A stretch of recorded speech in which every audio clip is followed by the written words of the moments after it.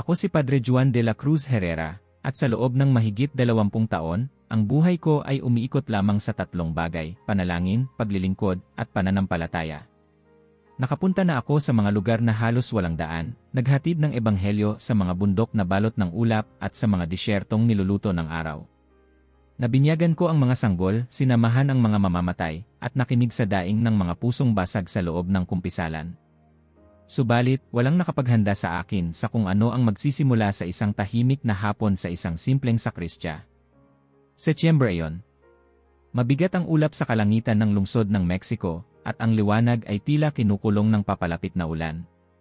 Nakaupo ako sa lumang silyang kahoy, ang mga daliri ko'y gumugulong sa mga butil ng rosaryo, gaya ng nakasanayan tuwing hapon.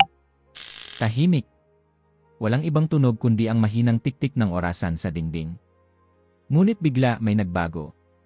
Hindi lang basta katahimikan ang bumalot sa paligid, ito'y tila buhay, parang ang mismong hangin ay huminto sa paghinga. Bago tayo magsimula, mag-like at mag-subscribe dahil may mga bagay dito na kailangan mong malaman bago ang sinuman. Napatigil ako. Tumindig ang balahibo sa batok ko. May lamig na dumaan sa likod ko na hindi mula sa panahon kundi sa kaluluwa. At pagkatapos, isang lambing na tila hampas ng hangin ang dumampi sa aking puso. Hindi ko ito maipaliwanag, isang tamis, isang katiyakang parang may isang nilalang na banal ang nandoon sa mismong tabi ko. Napatingin ako sa altar. Wala namang nagbago. Ngunit ang loob ko'y nag-umapaw sa isang pakiramdam na may darating. Malapit na. Kinagabihan, hindi ako agad nakatulog. Ngunit nang ako'y nakatulog, isang panaginip ang dumalaw sa akin na hindi ko kailanman makakalimutan. Naglalakad ako sa isang masukal na daan sa bundok, nilalamig, hindi dahil sa hangin kundi dahil sa pakiramdam na ako'y sinusubaybayan. Balot ng makapal na hamog ang paligid. Hindi ko makita ang aking mga paa. Mula sa di kalayuan, may mga kampanang tumutunog, mahina ngunit malinaw. At saka may boses. Isang tinig na hindi ng tao, hindi rin ng anghel, isang ina.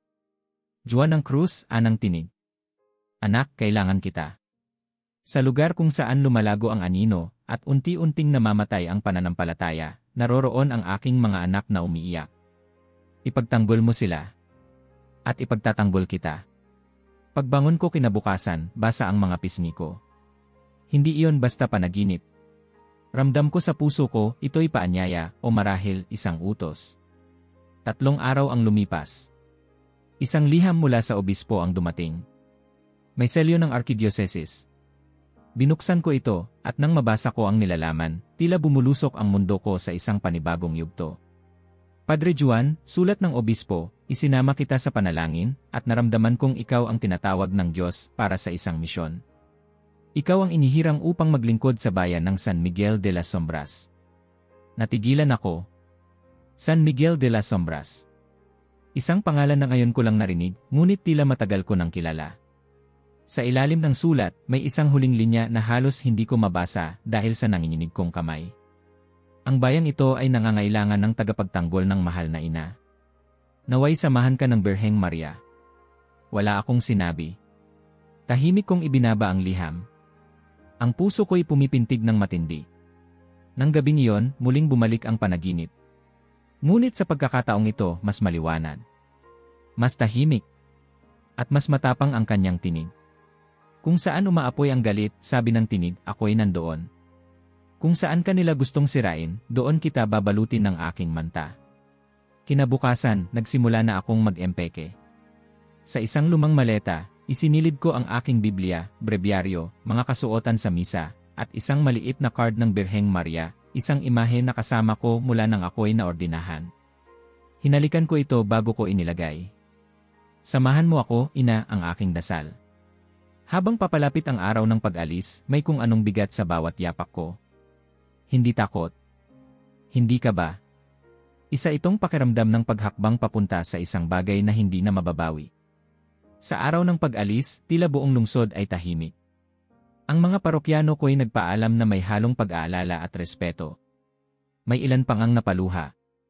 Ngunit ang pinakamasakit ay ang hindi ko masabi, na marahil hindi ko na sila muling makikita. Sumakay ako sa isang lumang bus na may upuang mapurol ang kulay, at ang bintana ay balot ng halumigmig. Umuugong ito sa bawat liko, at ang bawat kadyot ng makina ay tila pagpintig ng isang paanyayang hindi maiiwasan. Ang unang bahagi ng biyahe ay tahimik. Pinagmamasdan ko ang mga tanawin, palayan, bukirin, mga nayon. Habang papalalim kami sa mga bundok, ang mga tanawin ay naging mas madilim, mas luntian, at ang mga ulap ay tila lumuluhod sa mga tuktok ng kabundukan.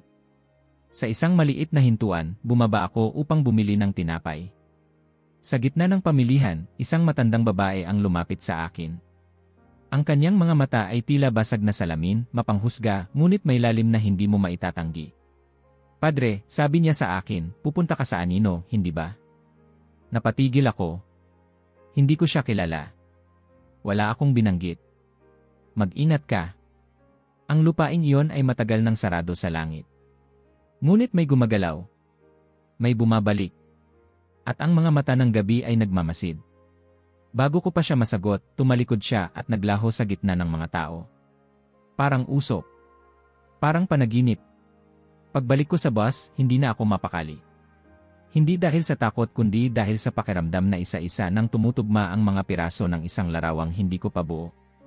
Sa bawat kilometro, ang mundo sa paligid ko'y unti-unting nagiging ibang daigdig. Ang hangin ay naging malamig, ang ulap mas makapal. At nang sa wakas ay nakita ko na ang karatulang may nakasulat na San Miguel de las Sombras, parang bumagal ang oras. Ang araw ay halos lumubog na, at ang langit ay kulay abo na parang abo ng mga dasal na matagal nang hindi narinig. Ang buong bayan ay balot ng katahimikan, hindi katahimikang mapayapa, kundi katahimikang may itinatago. Tumigil ang bus. Bumaba ako.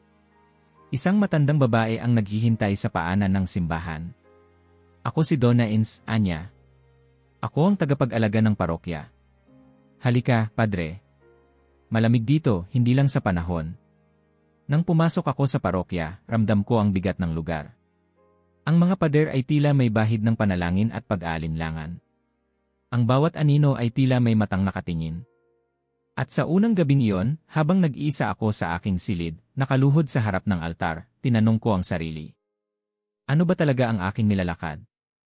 Ngunit hindi pa man ako nakakatayo, isang hangin ang dumaan sa bintana, malamig ngunit may halimuyak ng mga rosas. At sa katahimikan, isang bulong ang umalingaw sa puso ko. "Wala ka bang tiwala, anak ko?" Tumagal ng higit 10 oras ang biyahe. Ang mga gulong ng bus ay sumasayad sa bawat kurbada na parabang sinusubok ang pananampalataya ng makina. Tulad ng puso ko, na sa bawat liko, ay papalapit sa hindi ko batid na kapalaran. Sa unang bahagi ng biyahe, masigla pa ang paligid. May mga nagtitinda ng tamales sa mga terminal, may mga batang kumakaway sa mga gilid ng kalsada, at ang araw ay nakasilip pa mula sa ulap. Ngunit habang kami ipaakyat sa kabundukan, unti-unting nawala ang kulay. Ang mga maisan ay napalitan ng ligaw na damo. Ang mga bahay ay lalong naging kakaunti, at ang mga kasabay ko sa bus ay tahimik, parang pare-pareho kaming dinala doon ng hindi sariling kagustuhan. Sa likod ng bus, isang matandang lalaki na may sombrero ang biglang tumayo at lumapit sa akin. "Padre, pataas na kayo sa San Miguel?" tanong niya, halos bulong, ngunit matalim. Tumango ako. "Dati akong taga roon, Anya. Baka hindi ka na makababa." Bago pa ako makapagsalita, bumalik na siya sa upuan. Hindi na ako muling nilingon. Parang pagsagot sa babala niya, biglang umambon. Unay ambon lang tapos lumakas. Ang mga bintana ng bus ay tinakpan ng hamog, at ang ilaw sa loob ay kumislap-kislap. Ramdam ko ang bigat sa paligid, hindi lang ulan, kundi bigat ng presensyang hindi nakikita ngunit tiyak na nandoon. Nang huminto kami sa isang bayang tinawag ng konduktor na Santa Rosa del Camino, bumaba ako para iunat ang aking mga binti. Sa gilid ng daan, may matandang tindera ng prutas. Nakayuko siya habang iniisa-isa ang mga manggang hinog sa mesa. Lumapit ako, at bago pa ako makapagtanong, nagsalita siya nang hindi tumitingin. "Sa anino ka pupunta, hindi ba, Ama?" Napatigil ako. Ang bundok ay may sugat. Matagal nang naghihintay ng lunas. Pero ang ilan sa sugat ay ayaw gumaling. Kaya't ang mga ibon ay ayaw nang umawit doon. Tumingin siya sa akin. Ang kanyang mga mata ay tila hukay na walang ilaw. "Huwag kang magmadaling bumalik, Padre. Baka matagalan ang paglisan mo." Hindi ko alam kung paano siya iiwan, ngunit nang tumalikod ako at muling lumingon, wala na siya. Ang kanyang mga prutas ay nandoon pa rin, basang-basa sa ulan, ngunit siya'y nawala na parang usok. Pagbalik ko sa bus, mas makapal na ang hamog. Parang nilamon kami ng ulap. Ang tanawin sa labas ay naging putit-abo, ang bawat puno ay may anyong multo, at ang mga bato sa gilid ng bangin ay tila mga bantay ng isang kaharian na hindi para sa mga buhay. Nang sinabi ng trooper na malapit na tayo, walang nagsalita. Ako man ay hindi makapagsalita. Ang dibdib ko ay may bigat na parabang pinipilit akong huminga sa ilalim ng tubig. Pagdating sa San Miguel de las Sombras, parang huminto ang mundo. Wala akong marinig. Kahit ang makina ng bus ay parang ingay lamang sa isang lugar na ayaw ng tunog. Ang bayan ay tila natutulog. Ang mga bahay ay adobe, lumang-luma, ang mga bintana ay sarado, at ang mga daan ay basa at maputik. Sa gitna, may isang simbahan, puting-puti, nakatayo sa gitna ng dilim. Sa tabi nito ay isang maliit na bahay na may lumang kampanilyang kalawangin. Doon ako bumaba. May isang babae sa labas, nakaitim, may suot na balabal at isang peres ng sapatos na basa na sa ulan. Padre Juan, tanong niya, may halong kaba at pag-asa. Opo, sagot ko. Ako po si Donna Ins. Inatasan akong asikasuhin ang inyong tirahan. Halina po. Tahimik naming tinawid ang makipot na daan. Ang hangin ay malamig at sa bawat hakbang, nararamdaman ko ang mga matang nakasilip sa mga bintana. Wala akong nakikitang tao, ngunit tiyak kong ako'y pinapanood. Pagpasok sa bahay ng parokya, agad akong binigyan ni Donna Ins ng mainit na tsaa. Hindi kayo madaling tanggapin dito, anya habang pinupunasan ang basang mesa. Marami ang hindi sumasang-ayon sa inyong pagdating. Pero marami rin ang nanalangin na dumating kayo. Tiningnan ko siya. May kirot sa kanyang mga mata, tila bitbit niya ang sakit ng buong bayan. Matagal nang walang pari dito, dagdag niya. At matagal na ring walang kapistahan para sa mahal na birhen. Napakunot ang noo ko. Bakit? Tahimik siya. Tumikhim, saka nagsalita sa mababang tinig. Dahil hindi lahat dito ay naniniwala na siya ay dapat sambahin. May ilan na tinatawag ang kanyang imahe na kasinungalingan. Pangungulam. Idolatria. Pinamumunuan sila ni Don Esteban Morales. Ang pangalan ay tila bagyong bumangga sa dingding ng bahay. Donna Ins ay tumingin sa labas ng bintana, parang tinatantya kung may nakikinig. Siya ang pinuno ng mga tradisyonalista. Ayaw nila ng kahit anong debosyon sa Inang Maria. Hindi sila tumatanggap ng mga himala. Sila'y malalakas, may kayamanan, at may mga tauhan. Bakit ganoon, tanong ko. Hindi ba't siya ang ina ng Diyos? Sa kanila, si Kristo lamang. Walang ina. Walang larawan. Walang dasal kundi mula sa Biblia. At sinumang magpumilit ay pinatatahimik. Napalunok ako. Isinara ni Donna Ins ang bintana. Pero may mga katulad ko. At katulad ni Mara Teresa. Mga tahimik. Mga nagtatago. Mga nagdarasal sa ilalim ng kumot. Ngunit naniniwala. Tahimik akong tumango. Ang tsaa sa tasa ay malamig na. Pero ang loob ko'y tila umaapoy. Hindi sa galit kundi sa panibagong sigla. Dito pala ako dinala. Kinagabihan, habang nakahiga ako sa isang matigas na kutson, hindi ako makatulog. Sa labas may mga tunog. Hindi malinaw kung hangin o yabag. Sa kisame, ang anino ng kandilang naiwan ko ay sumasayaw. At sa bawat patak ng ulan sa bubong, parang may tinig. Hindi ka nag-iisa, bulong ng puso ko. At doon ko naramdaman ang kanyang presensya. Hindi siya nagsalita. Pero alam kong naroon siya. Sa San Miguel de las Sombras, ang gabi ay walang bituin. Ngunit ang panalangin ay naging ilaw. Sa katahimikan ng lugar na ito, naroroon ang lahat, takot, pag-asa, at simula ng pagbabago. Unang umaga ko bilang pari ng San Miguel de las Sombras. Maagang nagising ang mga tandang, ngunit ang bayan ay nanatiling tahimik. Ang hamog ay bumalot sa buong lambak, at mula sa bintana ng bahay parokya, tanaw ko ang simbahan, puti, lumang-luma, parang gusaling nakalimutan ng panahon. Sa harapan nito, may krus na kahoy na nakabaluktot sa kalumaan, at sa ibabaw ng pinto, nakasabit ang kampanilya na tila matagal nang hindi tumutunog. Nagdasal ako bago bumaba. Paglabas ko, sinalubong ako ni Donna Ins na may dalang basket ng tinapay at 2 tasang kape. Ama, sabi niya, nasa sakristya na ang mga kasuotan nyo. Inayos ko kagabi. Pero huwag kayong umasa ng marami ngayong misa. Tiningnan ko siya. Anong ibig ninyong sabihin? Ang mga tao marami ang takot. Ang iba ay ayaw lumapit. May ilan na gusto pero nagtatago. Nakabantay ang mga tauhan ni Don Esteban. Bawat galaw ay minamasdan. Tumango ako. Alam kong magiging mahirap. Ngunit hindi ko inaasahan kung gaano kalalim ang sugat ng bayang ito. Nang tumunog ang kampanilya, ako mismo ang humila sa lubid. 1, 2, 3 beses. Ang tunog ay sumingasing sa hangin, ngunit walang sumagot. Ilang minuto pa ang lumipas bago may pumasok. Isang matandang babae, nakayuko, nagrosaryo habang naglalakad papasok sa simbahan. Sumunod ang 2 pang matanda, isang batang babae, at 2 lalaki na mukhang napilitan. Lahat sila tahimik, walang nagsalita. Sa harapan, tumayo ako at nagsimula. Mga kapatid, sabi ko, ang bahay ng Diyos ay hindi nangangailangan ng maraming tao upang maging banal. Sapat na ang mga puso na tapat. Ang tinig ko ay umalinggaw sa loob ng simbahan, at sa etyo nito, parang may halong kirot. Walang koro, walang awit. Tanging paghina ng ilan at tiktik ng kandila ang maririnig. Sa homilya, nagsalita ako tungkol sa pag-asa, isang apoy na kahit gaano kaliit, hindi dapat hayaang mamatay. Ngunit sa mga mata ng mga tao, nakita ko ang alinlangan, takot, at pagod. Para silang mga uling na nilamon na ng usok. Pagkatapos ng misa, lumapit sa akin ang batang babae na may dalang rosaryo. Ako po si Mara Teresa, Padre, mahinahon niyang sabi. Ang lola ko si Donna Ins. Gusto ko pong tumulong. Umiti ako. Salamat, anak. Kailangan ko ng makakatulong na may tapang sa puso. Ito po, anya, sabay abot ng maliit na kahon. Binuksan ko. Sa loob ay isang maliit na imahe ng mahal na birhen, gawa sa luwad, luma, at may bitak sa mukha.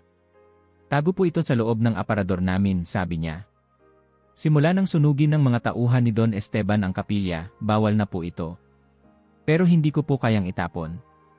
Itinatago namin pero gabi-gabi nagdarasal pa rin kami. Hawak ko ang imahen. Mainit sa kamay, parang buhay. Hindi ito dapat itago sa dilim, sabi ko. Darating ang panahon na muli siyang ilalabas ng liwanag. Ngumiti si Mara Teresa, ngunit may luha sa kanyang pisngi. Sana po, Padre. Pero dito, ang liwanag ay parusa. Sinimulan ko ang aking pagdalaw sa mga tahanan ng mga tao. Sa unang bahay, sinalubong ako ng isang matandang lalaki. Nang sabihin kong ako ang bagong pari, agad niyang sinara ang pinto. Sa ikalawang bahay, isang babae ang umiiyak habang nagkukumpisal ng tahimik. Hindi ko na alam kung paano turuan ang mga anak ko na manampalataya. Natatakot ako. Sabi ng asawa ko, ipapatapon kami kung magdasal ako sa mahal na ina. Hindi ka nag-iisa, sabi ko, hinawakan ko ang kanyang kamay. Ang Diyos ay hindi nagtatago kahit na tayo'y pinapatahimik. Sa ikatlong bahay, isang batang lalaki ang nagtanong sa akin, Padre, totoo po bang ang birhen ay galit sa amin? Napatigil ako. Hindi, anak. Hindi siya kailanman nagagalit. Siya'y umiiyak lamang kapag nakakalimutan natin ang anak niya. Mula sa mga salitang iyon, napagtanto kong ang sugat ng bayang ito ay hindi lamang takot, ito ay pagkalimot. Parang mga butong natabunan ng abo ng galit, naghihintay lamang ng ihip ng espiritu upang muling sumiklab. Pagbalik ko sa parokya, naroon si Mara Teresa at si Donna Ins, nag-aayos ng mga lumang kandila. Padre, sabi ni Ins, may mga taong gustong kausapin kayo. Gabi-gabi daw silang nagdarasal sa isang lumang bahay sa may dulo ng nayon. Bakit gabi? Tanong ko. Dahil takot silang makita. Mga deboto ng mahal na ina pero itinuring na erehe ng mga tradisyonalista. Pumayag akong sumama kinagabihan. Madilim ang daan at tanging ilaw ng lampara ang gabay namin. Nang makarating kami sa lumang bahay, sinalubong ako ng 7 o 8 tao. Lahat sila nakayuko, may hawak na rosaryo. Padre, wika ng pinakamatanda sa kanila, matagal na kaming walang pari. Nagtatago kami upang magdasal. Dati, may imahe rito. Ngunit sinunog nila. Ang mga abo tinago namin. Lumapit ako sa altar na bato, at doon, sa ilalim ng lumang tela, naroon ang abo. Hinaplos ko ito, at may malamig na hangin na dumaan. Ang liwanag ng lampara ay kumikislap, at sandali, tila may anyong babae na dumaan sa anino sa dingding. Walang nagsalita. Ngunit naramdaman naming lahat na may nakikinig. Pagkatapos ng dasal, lumapit si Mara Teresa sa akin. Padre, gusto kong tulungan kayong makilala pa ang mga tao. Pero mag-ingat po kayo. Si Don Esteban ay hindi mapapatawad kung malaman niyang kayo ay nasa panig namin. Hindi ako pumunta rito para pumili ng panig, sagot ko. Nandito ako para pag-isahin sila. Hindi niyo kilala si Don Esteban, sabi niya. Para sa kanya, ang birhen ay kasinungalingan. At ang sinumang maniniwala, kaaway. Lahat ng kaaway ay anak pa rin ng Diyos, sagot ko. At ang mga anak, kahit magkasalungat, ay kayang pagkasunduin ng isang ina. Pag-uwi ko, hating gabi na. Sa aking silid, inilabas ko ang maliit na imahen ng mahal na birhen na ibinigay ni Mara Teresa. Inilagay ko ito sa ibabaw ng aking mesa. Ang kandila sa tabi nito ay nagliyab ng hindi ko pa nasisindihan. Tila kusang nag-apoy. Ang liwanag nito ay banayad, hindi nakasisilaw, ngunit mainit. At sa loob ng liwanag na yon, parang narinig ko ang isang bulong na mahinahon ngunit malinaw. Hindi mo na kailangang hanapin ang apoy. Nasa loob mo na. Kinabukasan, naglakad ako sa plaza. Ang mga tao ay nanatiling malamig. May mga batang nagtatago sa likod ng kanilang mga ina kapag ako ay dumadaan. Sa kabilang dulo, nakita ko ang isang lalaki, matangkad, matigas ang anyo, may matalim na tingin. Siya ay nakatingin sa akin ng diretsyo, walang ngiti, walang galang. Lumapit siya at tumigil sa harapan ko. Hindi ka nararapat dito, padre, sabi niya sa mababang boses. Hindi namin kailangan ng mga imahen. Hindi namin kailangan ng mga alamat. Ang Diyos ay walang larawan. Hindi ako narito upang magdala ng larawan, sagot ko, kalmado. Narito ako upang magdala ng liwanag. Kung liwanag ang dala mo, Anya, bakit sa kadiliman ka nagtago kagabi? Napako ako. Alam niya. Alam ko kung sino ang pinupuntahan mo, dagdag niya. Huwag mong kalimutan, ang apoy na magbibigay liwanag ay siya ring susunog sa iyo.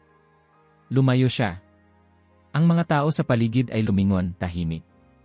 Tila alam ng lahat kung sino siya. Si Don Esteban Morales. Pagbalik ko sa parokya, sumalubong si Mara Teresa, nanginginig. Padre, nakita kong kinausap ka niya. Huwag kang mag-alala. Ang mahal na ina ay hindi nagpapabaya. Tumingin ako sa simbahan sa labas. Sa taas ng pinto may anino ng kampanilya. Nang humampas ang hangin, tila kumalansing ito ng kusa, kahit walang humihila sa lubid. Sa unang pagkakataon, napangiti ako. Hindi pa tapos ang laban. Ang abo ay abo pa rin, ngunit sa ilalim nito, may apoy na hindi kailanman namatay. Nagsimula ito sa isang batang lalaki na lumapit sa akin pagkatapos ng misa. Si Emiliano, 7 o 8 taong gulang lamang, ang kanyang mga mata ay parang hindi pangkaraniwan para sa kanyang edad. Sa halip na tumakbo o maglaro gaya ng ibang bata, tahimik siyang lumapit habang nililigpit ko ang mga kasuotan sa sakristya.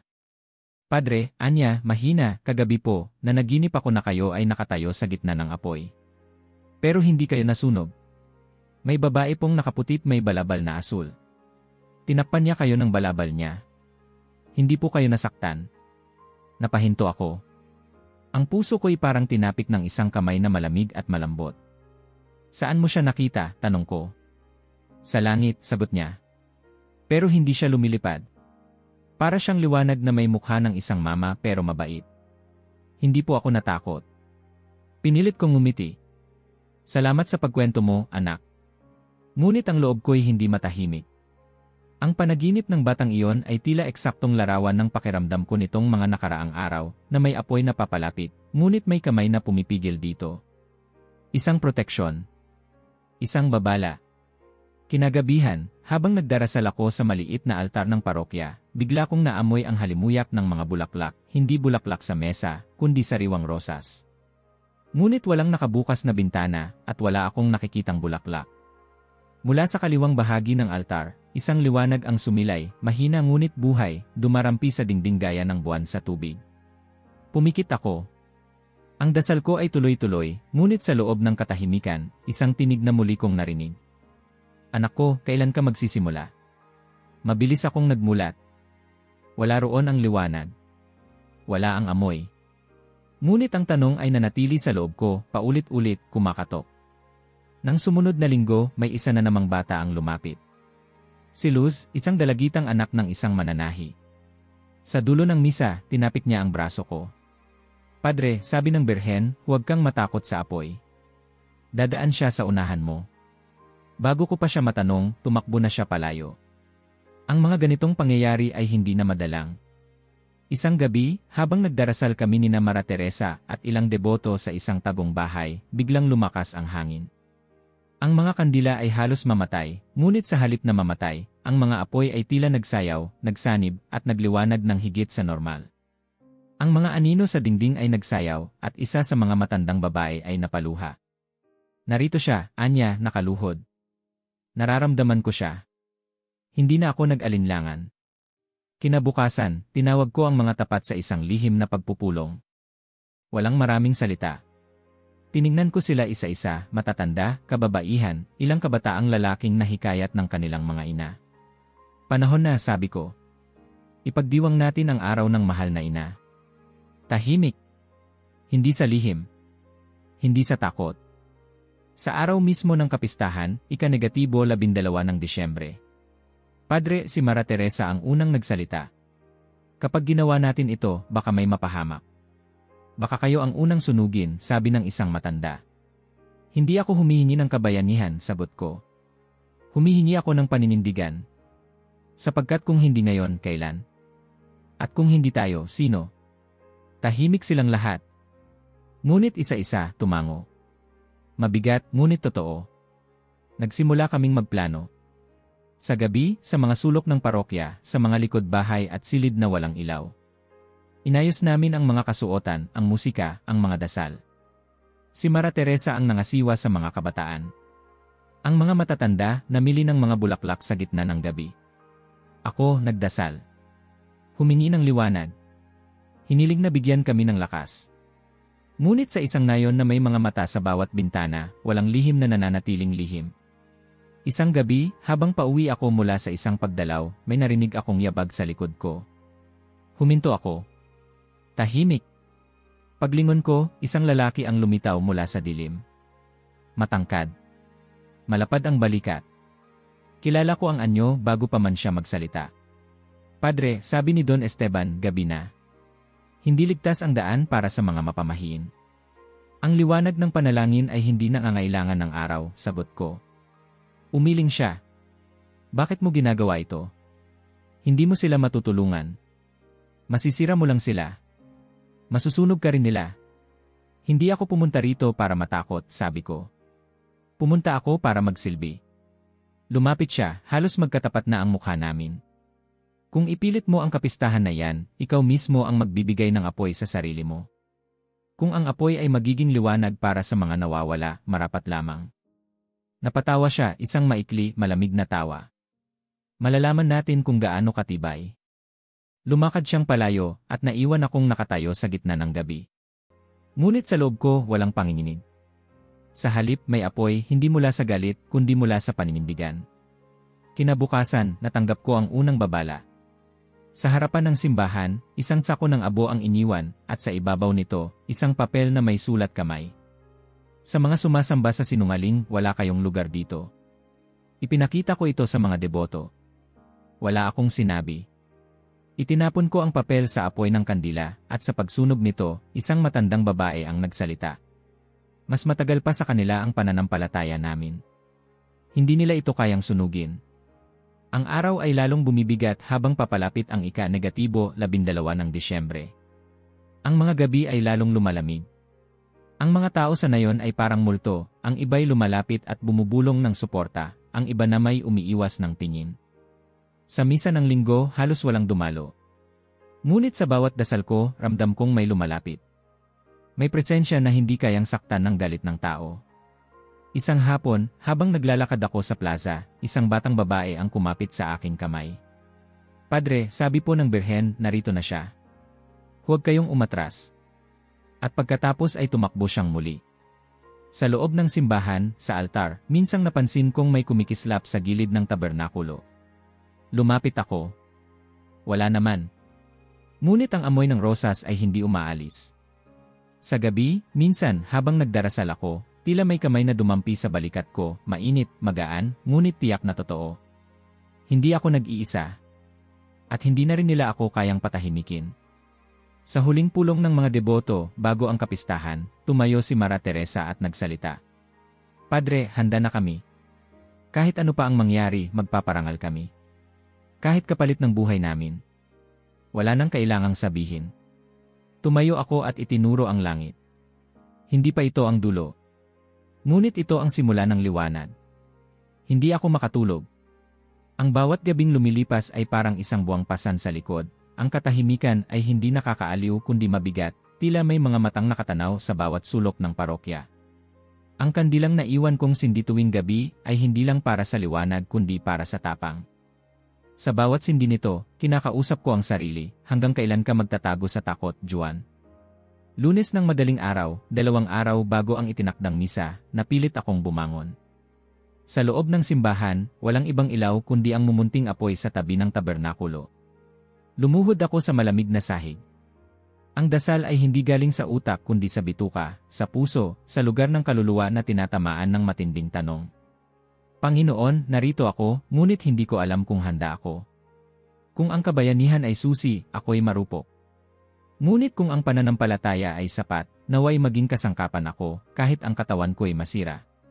Sa gitna ng dasal, may katahimikang bumalot. Ngunit hindi ito ang uri ng katahimikang walang laman. Ito'y puno. Mabigat. Banal. At sa sandaling iyon, hindi ko man siya makita, naramdaman kong may presensya sa likuran ko. Hindi hangin. Hindi guni-guni. Isang babae. Hindi nagsalita. Ngunit damang-dama ko ang init na parabang tinakpan ako ng manta. Walang salita, ngunit buo ang mensahe. Ipagpatuloy mo. Hindi ka nag-iisa. Kinabukasan, habang inihahanda namin ni Mara Teresa ang mga bulaklak sa likod ng simbahan, sumulpot si Donna Ins dala ang isang kahon. Binuksan niya ito at inilabas ang mga lumang tela, mga lumang kasuotan sa misa, telang tinahi pa raw ng kanyang ina. Iniligtas ko ito noong sinunog nila ang kapilya, sabi niya. Inakala kong wala ng silbi. Pero narito pa rin. Gaya ng pananampalataya. Hinalikan ko ang laylayan ng kasuotan. Tila buhay ang tela, tulad ng mga dasal na hindi kailanman namamatay. Padre, sabi niya habang inaayos ang tela sa mesa, dati na kaming pinagbantaan. Sa isang kapistahan, nilaso nila ang tubig ng mga deboto. May batang namatay. Pero hindi kami tumigil. Ngayon, muli kaming nabubuhay dahil sa inyo. Kung may mangyari sa inyo, ipagpapatuloy namin. Walang hihinto, sabi ko. Walang susuko. Sapagkat hindi ito tungkol sa akin. Ito ay tungkol sa kanya. Sa mga sumunod na oras, nag-ikot kami sa nayon, hindi sa liwanag, kundi sa anino. Isang rosaryo sa loob ng isang paso. Isang papel na may dasal sa likod ng pintuan.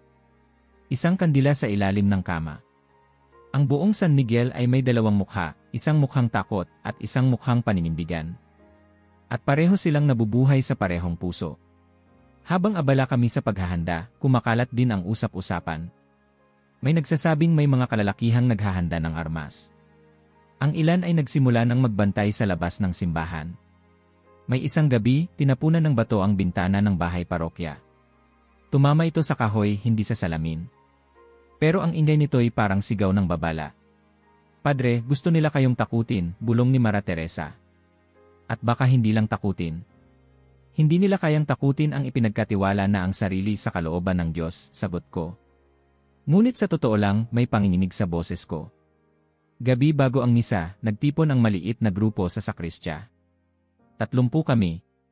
Tahimik. Walang sermon. Lahat ay nakatingin sa krus sa itaas ng altar. Ako ang unang nagsalita. Kung ito ang huling misa na ating maipagdiriwang, gawin natin ito ng may buong puso. Hindi para sa sarili, kundi para sa bayan na matagal nang nasa dilim.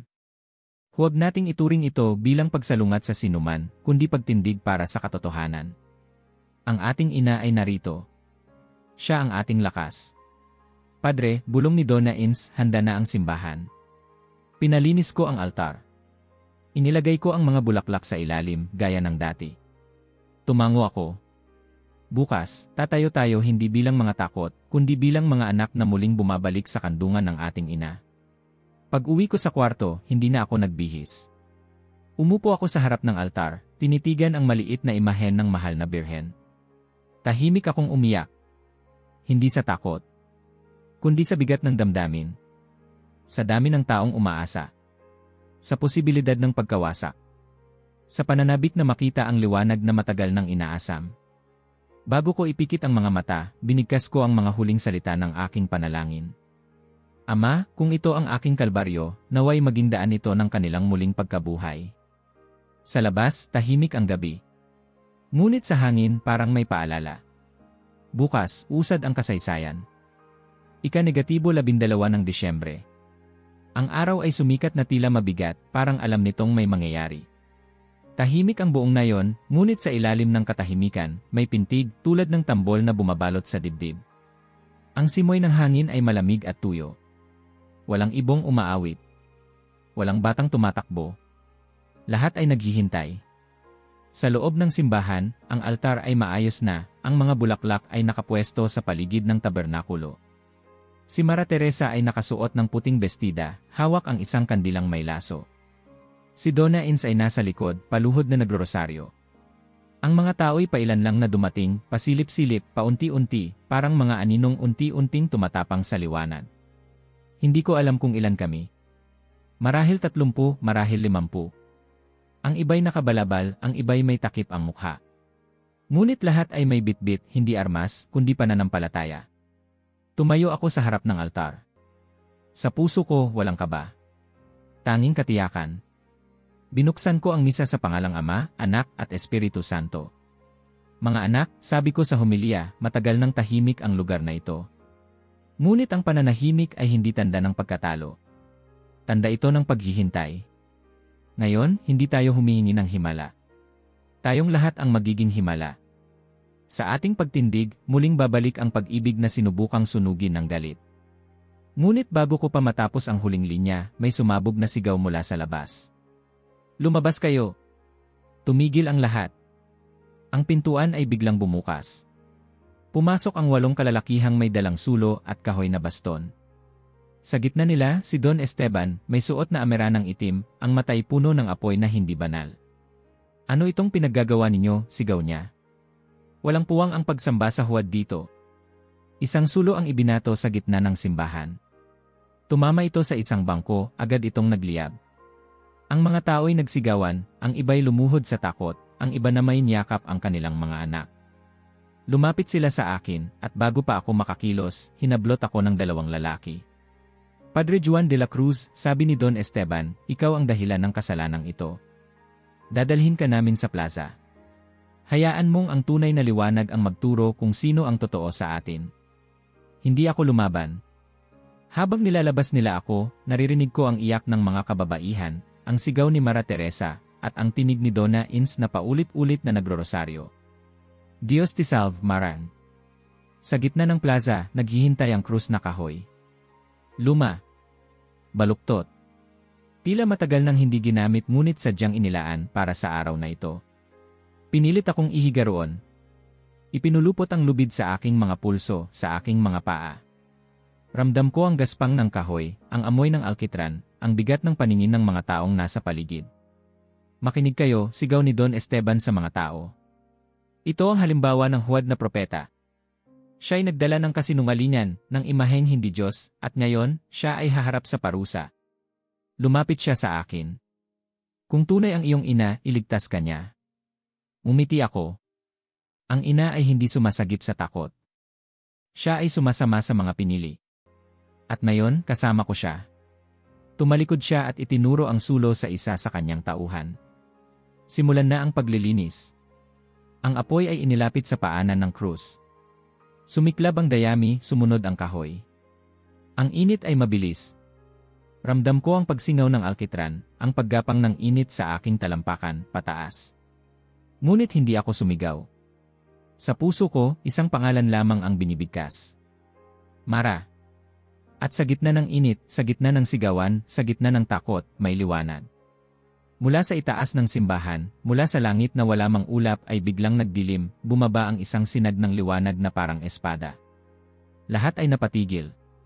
Lahat ay napatingala. Sa sinag ng liwanag, lumitaw ang isang anyo. Isang babae. Nakaputing damit, may balabal na asul. Hindi siya nakatapak sa lupa. hindi rin siya lumilipad. Parang nakatindig sa hangin mismo. Ang mukha niya ay mapayapa, ngunit ang mga mata ay puno ng luha. Ang liwanag mula sa kanyang katawan ay humawi sa apoy. Sa isang iglap, ang apoy sa paanan ng krus ay namatay. Walang usok. Walang abo. Wala ring bahid ng paso sa aking katawan. Ang lubid sa aking mga kamay ay kusang nalaglag, parang sinupot ng hangin. Walang nagsalita. Ilang segundo ng katahimikan, malamig, banal, hindi maipaliwanag. At saka, isa-isang napaluhod ang mga tao. Si Don Esteban ay hindi makagalaw. Tinitigan niya ang liwanag, at nang makita niyang ang babae ay tumingin sa kanya, siya ay nanginig. Para siyang batang nagkamali, hinubdan ng yabang. Anong klaseng bulong niya? Ngunit hindi siya tinapos ng birhen. Wala siyang sinabing hatol. Tanging tingin.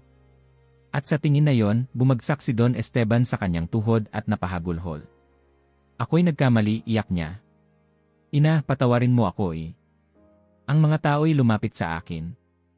Isa-isang tinanggal ang tali, inalalayan akong bumaba. Si Mara Teresa ay umiyak sa aking balikat. Si Donna Ins ay lumapit at hinalikan ang aking kamay. Padre, anya, ang liwanag ay bumalik. Ang birhen ay nanatili sa itaas ng simbahan, at sa huling sandali bago siya maglaho, itinaas niya ang kanyang mga kamay. Mula roon, parang ulan ng mga talulot ng rosas ang bumagsak sa plaza.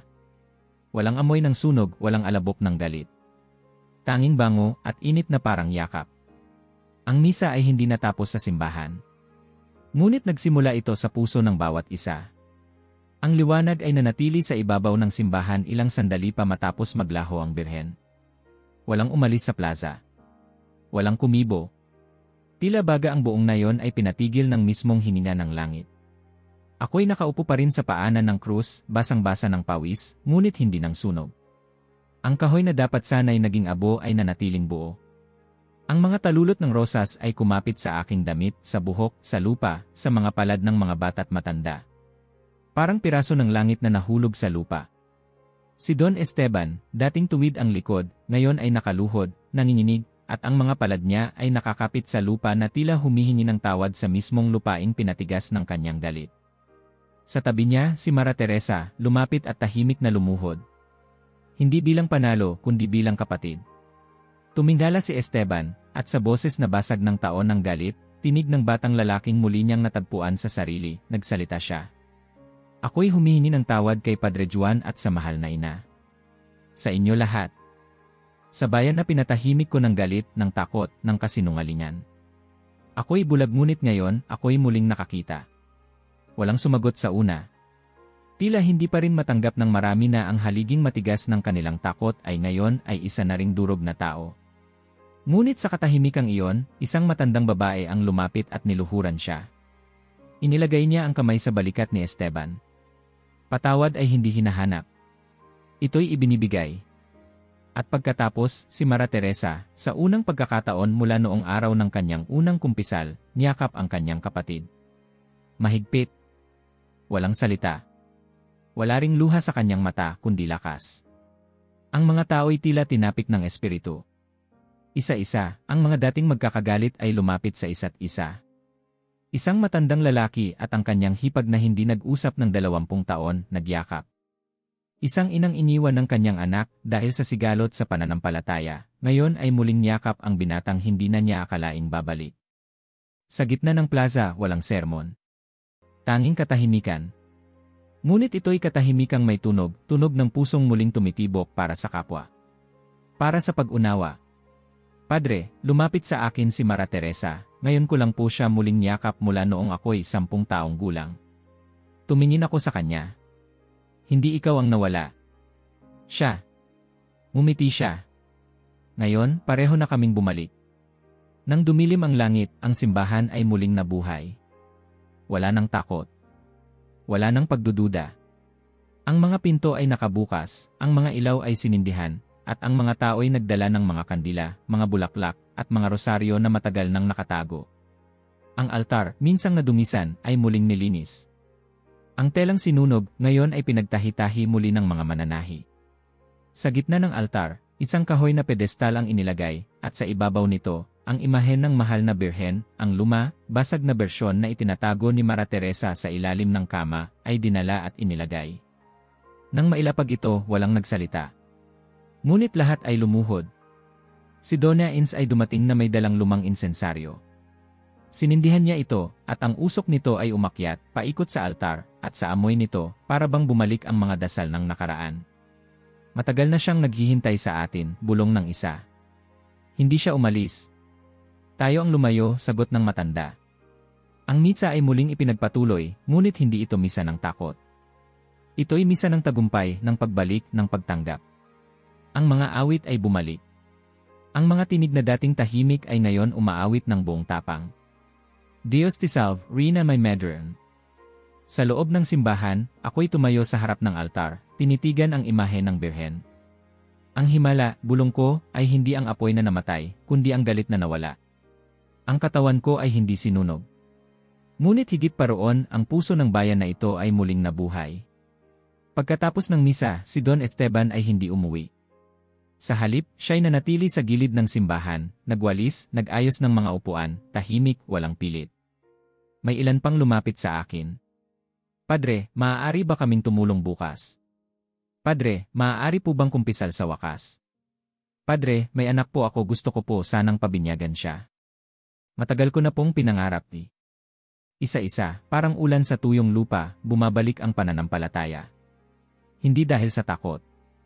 Hindi dahil sa himala lamang. Kundi dahil sa awa. Sa pagkakasundo. Kinagabihan, habang ako'y mag-isa sa loob ng simbahan, nakaluhod sa harap ng altar, pinikit ko ang aking mga mata. Ang lamig ng marmol ay sumayad sa aking tuhod, ngunit hindi ko na ito naramdaman.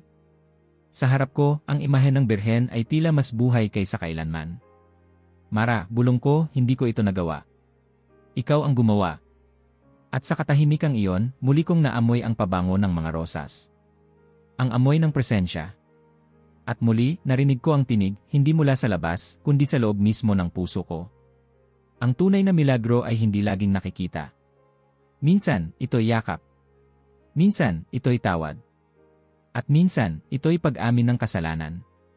Tumayo ako. Huminga ng malalim. Tinapik ang altar. Tumingin sa langit.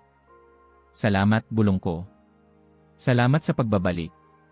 Ang liwanag ng simbahan ay hindi mula sa kandila lamang. Ito'y mula sa mga mata ng mga tao, mata ng pag-asa. Mata ng mga pusong muling tumibok hindi para manalo, kundi para magmahal.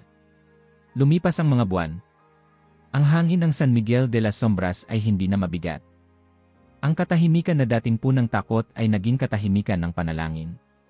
Sa bawat sulok ng nayon, may tanda ng pagbabagong hindi pinilit, kundi kusa, parang punla na, matapos ang mahabang tagtuyot, ay sa wakas ay nadiligan.